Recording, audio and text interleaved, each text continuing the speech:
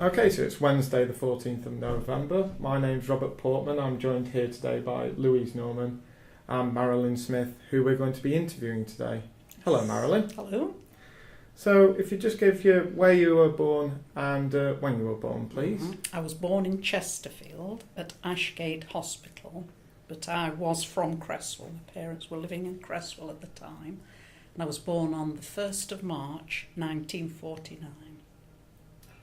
Okay, Marylin. So we're talking about mining memories today. Yes. So which friends or family were involved in the mining industry? I talk about my dad, who was involved in the mining industry, but he wasn't a local.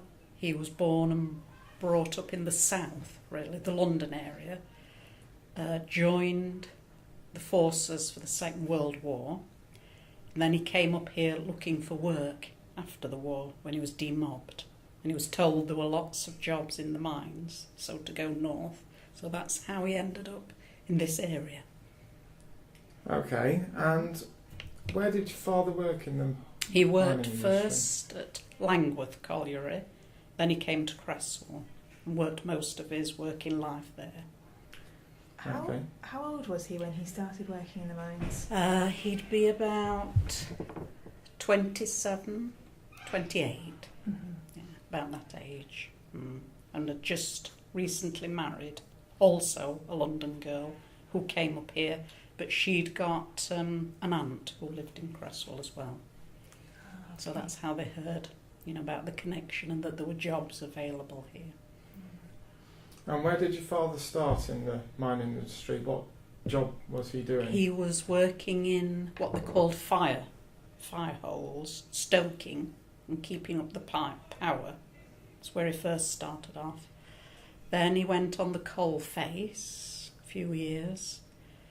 Then he was persuaded to become a shot firer and deputy. So he went to college for about a year, I think, got his certificate for that and became a shot firer and deputy until he retired at the age of 60. Okay. Do you know how the duties changed for your father when he became a shot firer and deputy? Yes, it was more responsibility, more pay, and guaranteed pay. If he was off sick, he'd always got a salary more than sort of piecework sort of thing. And harder work, I think, in a way. Harder work. How would he describe it? The responsibility was for other people, other men. And before he'd only been responsible for his bit of work. But when he became an overman, he was saying, you do this, you do that, which he was well capable of, but he was also very sensitive. And I don't think he took it easily. Responsibility. He didn't like telling people what to do, and I think he tried to do his own job and everyone else's as well. So I don't think it was a good move for him, really. But I think he was persuaded into it because he'd got a bit of ability. Can I just quickly ask you, what does a shot firer do? They're responsible for opening up faces, putting explosives, drilling holes, putting explosives in, firing out more coal and coal faces. Mm-hmm. So it's quite a responsible job because he had to test for gas, test for safety, test pit props and things like that. Make sure the area was clear, then fire the shots and clear up afterwards. And, give a few orders out, which he didn't like doing. So did he used to speak to you quite a bit about his work? Not really, because I don't think he enjoyed it. I don't think he ever enjoyed it. It was just a job that brought in a wage, really. I think if he'd had his choice, he would have stayed in the army. He loved being in the army, even though he had a rough time during the war. He did enjoy being in the army and travelling. And he always said it's because he wasn't born and brought up in it that he didn't enjoy it. But I think he just wasn't cut out for it anyway. Even if he'd been born in Cresswell, I don't think he'd have gone to it, really. I don't think he'd have gone to mining. And did he stay in the mines for the rest of his working life then? Yes. So it was Well, no, he did have one short break actually. He went to sell ice cream for a local firm for a year because he was hating his job. He was really hating it, so he went out for a year. But then he came back into it when they were desperate for workers, and he wasn't earning as much selling ice cream as he was down the mines, of course. But it was very much against his will, I think. He felt trapped, really, by the job. So we talked a bit about how he didn't like large parts of his job, didn't particularly enjoy the deputy work, having responsibility for others. Yes. Are there any other elements of the job that particularly stick out you remember him talking about frequently, either good or bad, so bits he might have enjoyed, bits he particularly disliked? Yeah, he enjoyed the camaraderie. He was a very popular person. People still remember him now. And if I say my name, they say, "Oh, your dad was a good bloke. We liked him." He enjoyed that. But not the day-to-day pressure. I think he felt there was a lot of pressure on him. And also, I think he got a bit of mickey taking when he went into this job. People sort of taking the mickey out of him, saying, "Oh, you're getting above your station. You're not one of the men now. You're one of those, one of the bosses." And he didn't like that. He didn't enjoy that at all. No, and also the physical work, because it was very dangerous. He hated that. And I remember when I was very young at primary school, he came home with a bad injury once. Some coal had fallen on a leg, and they thought at first he'd broken his leg. He was brought home by an ambulance on a stretcher, and it was a bad cut on his leg, and he bore the scar of that for a long, long time because it healed with the coal dusting. And these scars heal bluey black, and I always used to like to look at them and say, "Show me his scar, Dad." He had this bluey black scar, and that frightened my mum terribly because he was brought home on this stretcher, and she thought, "Oh dear, what is it?" I remember that time.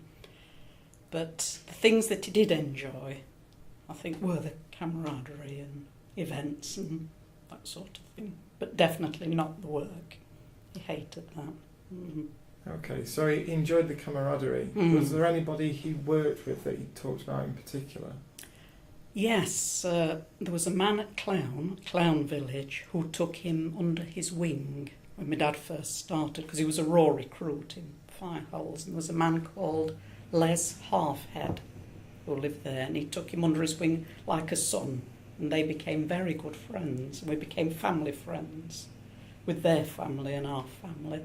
He always remembered him, and quite a few names he'd remember. Who else did he like? No, they've gone. No, I can't. I can see faces, but I can't remember names. And he had dealings with the union men when he belonged to a union.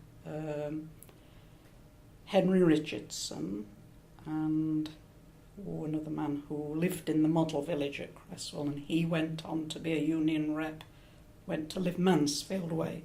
My dad did have a lot to do with him as well. He said he was a good man, but I can't remember other names really. I should have done this about 10 years ago. Did you get the impression that he socialised with people they worked with directly?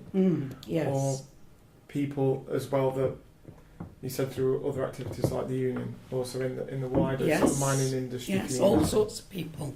And gardeners as well, because he was a very keen gardener. So he had a friend who worked at Welbeck Gardens, I think.